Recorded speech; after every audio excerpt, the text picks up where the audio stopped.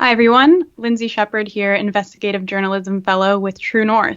And today, my guest is Sheila Gunn Reid. Sheila is a Rebel Media commentator. And last week, a little over a week ago, she sent out a tweet that went completely viral. Right now, it has over 27,000 likes, over 8,500 retweets. And I'm going to read out what her tweet says. Dave called me a neo-Nazi on Twitter. That tweet cost Dave $1,200 in damages to me, plus his pinned apology tweet, plus his own legal fees. He wanted our agreement to be confidential. It is not. Don't be a Dave. Here we have the apology that David Barrett, his Twitter handle is @DBNYYC.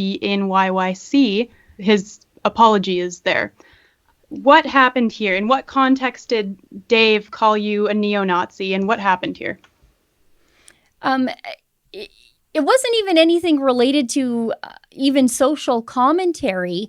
I had the folks from Save Calgary on my show. So Save Calgary is like a taxpayer accountability group in municipal politics in Calgary. And we were talking about, quit wasting municipal tax dollars, Mayor Nenshi. And they were talking about their appearance on my show. And he chimed in saying, I can't believe, or something to the effect of, how can you go on a neo-Nazi's show? And it's pretty clear. I'm not a neo-Nazi. I'm the opposite of a neo-Nazi. I'm a philo-Semite. I'm a Zionist. I've led 2 missions to Israel. I work for a Jewish-owned and operated company. I am highly critical of movements like BDS.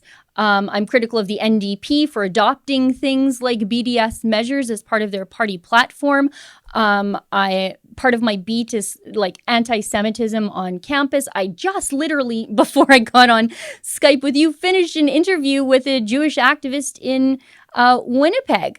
I'm not a neo-Nazi. And I've even actually done a video from just outside of Auschwitz.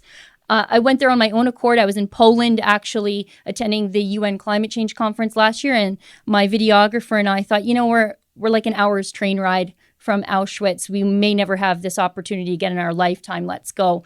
And we did that. And after I did a video because I was so struck with, the evil is still sort of thick in the air in Auschwitz. It just lingers there. And the sorrow and the grief that's still sort of in the atmosphere there. And I was struck with how flippantly we, especially in the Western world, and we, I mean, as society as a whole, not you and I, abuse the word Nazi to mean strictly just something that, the political left disagrees with. They use it really interchangeably with conservative or right wing. And I think that normalizes neo-Nazis. It actually helps Nazis because it sort of makes them mainstream. It means conservative now in the parlance of the left. And that only helps them. That actually, when we again as society throw around that word in political debate, when it really should be reserved for Nazis, the worst of the worst, one of the most evil things to ever walk the face of the earth. And when Dave called me that, I thought, you know what? It's time to put a marker down. It's not an opinion that I'm a neo-Nazi. To describe me as a neo-Nazi is a very specific thing. If someone wants to call me a bigot, it's not true, but that's an opinion. If they want to call me mean or hateful, again, it's not true, but that's a personal opinion. When you're calling me a neo-Nazi, that's pretty well defined, and I'm definitely not that. There's no evidence that I'm that. I go out of my way to be specifically the opposite of that. And I thought, you know what? We have the means, by means I mean access to lawyers who can do these sorts of things for us at Rebel News. And I thought, you know what? Maybe we need to put a marker down and teach the Daves of the world that you just can't go around calling people you disagree with the most evil thing on the face of the earth. Yeah, so something I was wondering is this Dave guy notable in any way, or he's just like some average guy? He's an academic at the University of Calgary. I forget what he does. I think he works in aquatics.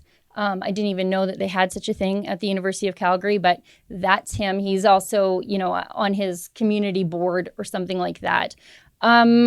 He's not particularly high profile, but I think maybe this could be a lesson for those high profile people who throw it around, because when they do slander and libel somebody like that, the damages are far greater than when it's done by somebody like Dave. Right. And I think your point about the word neo-Nazi being a very specific marker is important, because you're right. Like, bigoted could just be an opinion, but neo-Nazi really means something. We need it to mean something. We can't take away from that word.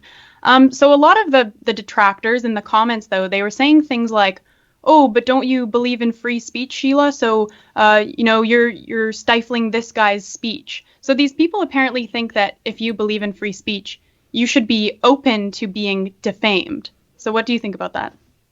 Yeah, I mean, there's a difference between free speech and libel, and the law is pretty clear. I would compare this to me calling somebody a pedophile on the internet, apropos of nothing, just because I disagree with them. That's also one of the worst things on the face of the earth. You can't do that. That's a very specific. It's a very specific thing to call somebody a pedophile. And if you're doing that without proof, just because you disagree with them politically, that is defamation, that is libel, and you can't do it. And you shouldn't do it. But that's where we're at. People are conflating free speech with accusing somebody of being something that they're not. And like you and I have both pointed out, very specific things that involve actions and affiliations. Yeah, so something I get called all the time is white nationalist, and I have had to take action against the National Observer. I just sent them an email saying, you guys, you can't call me a notorious white supremacist. You got to take that out. And they did. But I have pointed out on my Twitter before that, hey, guys, you can't just call me a white nationalist. And then this professor named Jeffrey Sachs out at Acadia University, he was trying to make the argument that it's okay to say that. And so I actually did say it with Jeffrey, how would you like being called a pedophile? And then a whole bunch of people started calling him pedophile, right? And to make a point about defamation and how this is not true. There's no proof. And then he was, complaining about being piled on and all that. Every time, right? Every time they'll spend 2 days calling you a mean name. And then when you sort of punch back, they're like, oh, she's baiting me into being angry or something like that. It's really ridiculous. The victim switch turns so fast. Yeah. And does this happen to you often, being name called and libeled online? Name called for sure. And people like to libel anonymously. I've had a lot of people responding to my tweet about Dave by saying, well, I do think you're a Nazi. But it's always somebody who is anonymous or in the United States, so I can't get to them. But that being said, I think even the fact that people are doing this anonymously means that I've given them pause to not use their real names, because nobody cares if an anonymous defamer calls them a Nazi, or at least maybe I don't. But if you put your name to it, we're going to have a problem. And, calling me names, that's fine. Welcome to being a conservative woman on the internet. I've got pretty thick skin. This isn't about being called names. They can call me the C word, the B word, whatever. Who cares? It's about defamation. And that's a very different thing. Absolutely. Well, thanks so much for telling your story, Sheila, and making these very important points. And we'll see you again in the future. Great. Thanks, Lindsay.